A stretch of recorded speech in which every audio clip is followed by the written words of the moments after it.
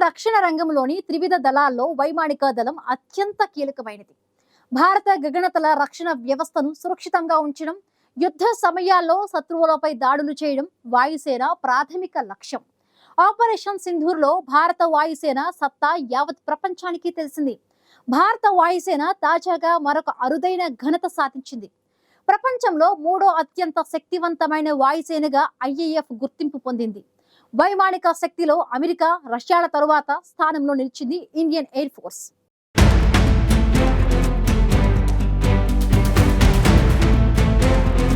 ఆధునిక ప్రపంచంలో ఏ దేశానికైనా సైనిక శక్తి, నావికా దళంతో పాటు వైమానిక శక్తి కూడా అత్యంత కీలకం.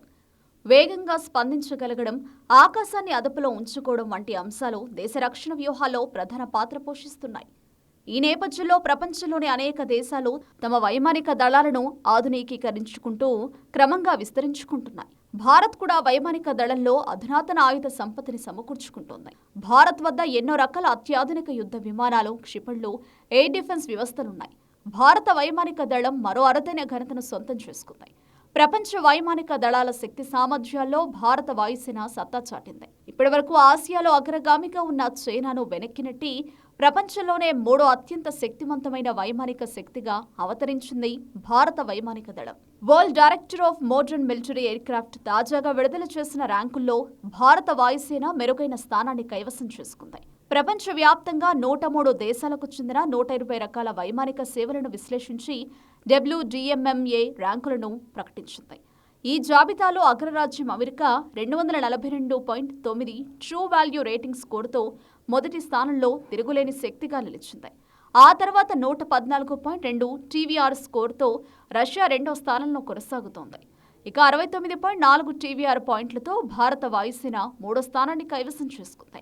ఇప్పటి వరకు మూడో స్థానంలో ఉన్న చైనా 63.8 పాయింట్లతో నాలుగో స్థానానికి పడిపోయింది. ఈ జాబితాలో జపాన్, ఇజ్రాయెల్, ఫ్రాన్స్ వరుసగా 5, 6, 7 స్థానాల్లో నిలిచాయి.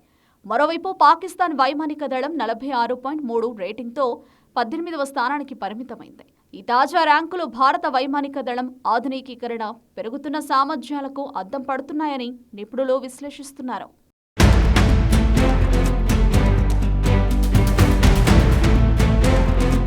వాస్తవానికి చైనాకు భారతదేశం కంటే ఎక్కువ యుద్ధ విమానాలు ఉన్నాయి. కానీ భారత వైమానిక దళం చైనా యుద్ధ విమానాల కంటే మరింత ఆధునికమైనదిగా ఉన్నట్లు ఈ నివేదికలు పేర్కొన్నాయి. ఇటీవల జరిగిన ఆపరేషన్ సింధూర్లో భారత యుద్ధ విమానాల పనితీరు స్పష్టంగా కనిపించింది. ఈ యుద్ధంలో భారత వైమానిక దళం పాక్ కంటే మెరుగైన ప్రదర్శన కనబరిచింది. చైనా తన వైమానిక దళాన్ని అప్గ్రేడ్ కోసం అధునాతన సాంకేతిక పరిజ్ఞానాన్ని అభివృద్ధి చేయడానికి బిలియన్ల డాలర్లు ఖర్చు చేస్తోంది. కానీ భారతదేశం కేవలం యంత్రాలపైనే కాకుండా పైలట్ శిక్షణ, పోరాట సంసిద్ధతపై కూడా ప్రత్యేక దృష్టి పెడుతుంది.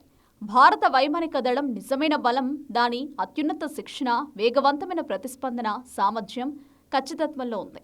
భారత్కు కలిసి వచ్చే మరొక ముఖ్య విషయం ఏంటంటే త్రివిధ దళాల మధ్య కూడా మంచి సమన్వయం ఉంది. యుద్ధ సమయాల్లో వీటి భాగస్వామ్యం వైరి పక్షాలను మట్టి కరిపించడంలో ఉపయోగపడుతుందని రక్షణ నిపుణులు చెబుతున్నారు. దేశంలోని త్రివిధ దళాల్లో వైమానిక దళం అత్యంత కీలకమైనది. వైమానిక దళంలో క్షిపణులు, యుద్ధ విమానాలు, ఎయిర్ డిఫెన్స్ వ్యవస్థలు, హెలికాప్టర్ల వంటి అనేక రకాల శక్తివంతమైన ఆయుధాలు ఉన్నాయి. ఏటా అక్టోబర్ 8న భారత వైమానిక దళ దినోత్సవం నిర్వహించబడుతుంది. భారత వైమానిక దళ సిబ్బంది, విమానాల ఆస్తులు ప్రపంచ వైమానిక దళాలలో మూడో స్థానంలో ఉన్నాయి. భారత గగనతలాన్ని సురక్షితం చేయడం, సాయుధ పోరాట సమయంలో వైమానిక యుద్ధాన్ని నిర్వహించడం దీని ప్రాథమిక లక్ష్యం. ఇది అధికారికంగా 1932 అక్టోబర్ 8న బ్రిటిష్ సామ్రాజ్యం యొక్క సహాయక వైమానిక దళంగా స్థాపించబడింది. 1950 నుంచి మన దేశానికి పొరుగున ఉన్న పాకిస్తాన్తో వైమానిక దళం 4 యుద్ధాల్లో పాల్గొంది. ఐఏఎఫ్ చేపట్టిన ఇతర ప్రధాన కార్యకలాపాలలో operation Vijay, operation Meghdoot, operation cactus, operation Poomalai ఉన్నాయి. ఇటీవల భారత్ చేపట్టిన ఆపరేషన్ సింధులో వైమానిక దళం సత్తా చాటింది. భారత వైమానిక దళం అత్యాధునిక యుద్ధ విమానాలను సమకూర్చుకుంటూ మరింత శక్తివంతంగా మారుతోంది. తాజాగా వైమానిక శక్తిలో భారత వైమానిక దళం మూడో స్థానంలోకి ఎగపాకడంతో చైనాకు గట్టి షాక్ ఇచ్చినట్లయింది.